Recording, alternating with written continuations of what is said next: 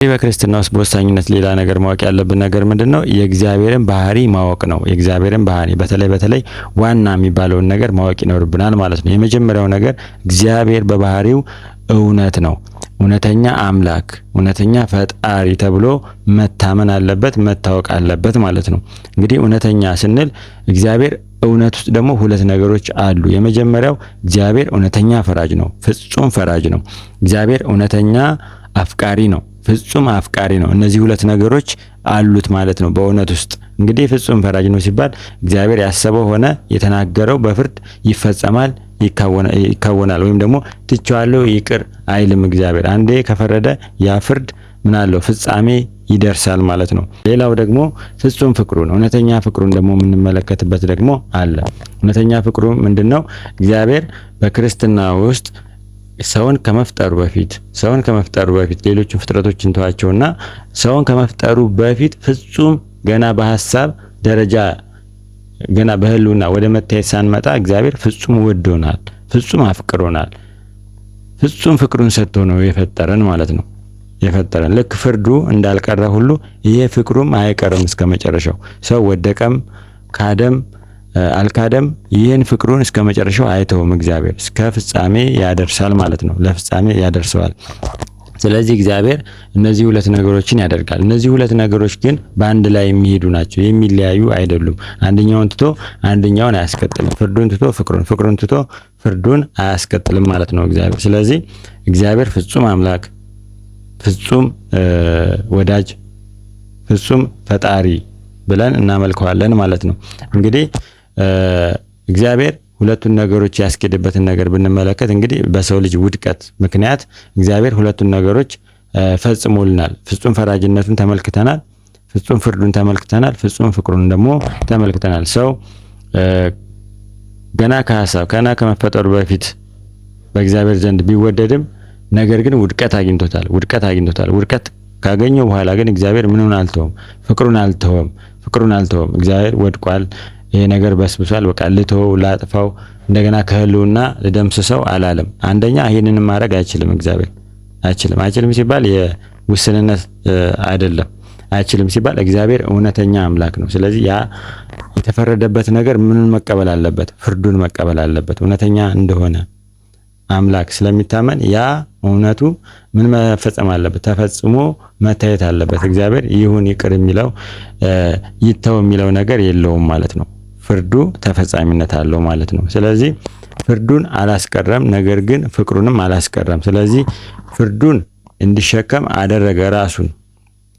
እግዚአብሔር በክርስትና ውስጥ ሌላ ቦታ ይሰጠዋል። ባለውለታ ነው። ለሰው ልጅ ባለውለታ ነው። ሌሎች ሃይማኖተኞች እግዚአብሔርን እናመልከዋለን የሚሉ ሃይማኖቶች በተለይ ከክርስትና ውጭ ያሉ ሌሎቹ እግዚአብሔርን የሚያመልኩት በተለያየ በተፈጥሮ ግርማ በማሰብ ነው። በጣም ባስፈሪነቱ፣ በጣም በኃያልነቱ ብቻ ተመልክተው ነው የሚያመልኩት ብዙዎቹ ሌሎች ሃይማኖቶች ማለት ነው። እኛ ግን እግዚአብሔርን ባለውለታችን ጭምር አድርገን ነው የምናመልከው። በክርስትና ውስጥ ባለውለታችን ነው። እግዚአብሔር ይህን አድርጎልናል ብለን የምንመሰክርለት ነገር አለን በክርስትና ውስጥ ማለት ነው። በሌሎች ሃይማኖቶች የማይገኘው በተለይ በክርስትና ውስጥ የሚገኘው ይሄ ነው። እግዚአብሔር ባለውለታችን ነው። እንግዲህ በሌሎች ሃይማኖቶችም እግዚአብሔር ባለውለታችን ነው የሚሉበት ነገር ሊኖር ይችላል፣ ግን ይለያያል። ለምሳሌ እነሱ ሊሉት የሚችሉት ነገር ምንድነው? ስላበላቸው፣ ስላጠጣቸው፣ ስላሞተው፣ ሰላም ስለገቡ የተለያዩ የተለያዩ የሆነ የተፈጥሮ ችግሮችን ስላስወገደላቸው ሊሆን ይችላል። ይሄ ግን ባለውለታ አያሰኝም። ምክንያቱም አንድ ሰው ይሄንን ሙስሊሙም ሆነ ክርስቲያንም ሆነ እነዚህን የተፈጥሮ ሁኔታዎች ማግኘቱ አይቀርም ማለት ነው። እነዚህ ነገሮች ማግኘቱ አይቀርም። ጤና ማግኘቱ ይችላል፣ ሀብት ማግኘት ይችላል፣ እድሜ ማግኘት ይችላል። እነዚህ ነገሮች በሃይማኖት ወይም ደግሞ እግዚአብሔርን በማምለክ የሚመጡ አይደሉም። እነዚህ የሚሰጣል። በጣም መጥፎ ሰው ከእግዚአብሔር ውጭ የሆኑ ሰዎች ሰላምና ጤና ኖራቸው ብዙም እድሜ ተሰጥቷቸው የሚኖሩ አሉና ነው። ይሄ ተፈጥሯዊ ስርዓቱ ባለውለታ እግዚአብሔርን ባለውለታ አያሰኝም ማለት ነው። እሱ ራሱ የነገረን እኔ ለምወደው እኔ ለማፈቅረው ወይም ደግሞ ሰው ሌላን ሰው ሲወድ ምን አይልም? ከነፍሱ በላይ ሊሰጠው የሚችለው ነገር የለም። የመጨረሻው ስጦታ ምንድነው ያለ? ሰውን ሲወድ ነፍሱን አሳልፎ መስጠት። ራሱን ህይወትን መስጠት ትልቅ የፍቅር መገለጫ ወይም ደግሞ ትልቅ ለሰው ሊሰጥ የሚችለው ዋጋ ነው ማለት ነው። ስለዚህ እግዚአብሔር ይሄንን በማድረጉ ባለውለታችን ነው ብለን ክርስትና ውስጥ እናመልከዋለን ማለት ነው። እንግዲህ በባህሪው ፍጹም ፍቅሩን እናይበታለን፣ ፍጹም ፍርዱንም እናይበታለን። ሁለቱ ነገሮች ግን አንድ ላይ የሚሄዱ ናቸው ማለት ነው። ቢወደንም ፍርዱን ግን አይተውልንም። ቢወደንም ቅጣቱን አይተውልንም።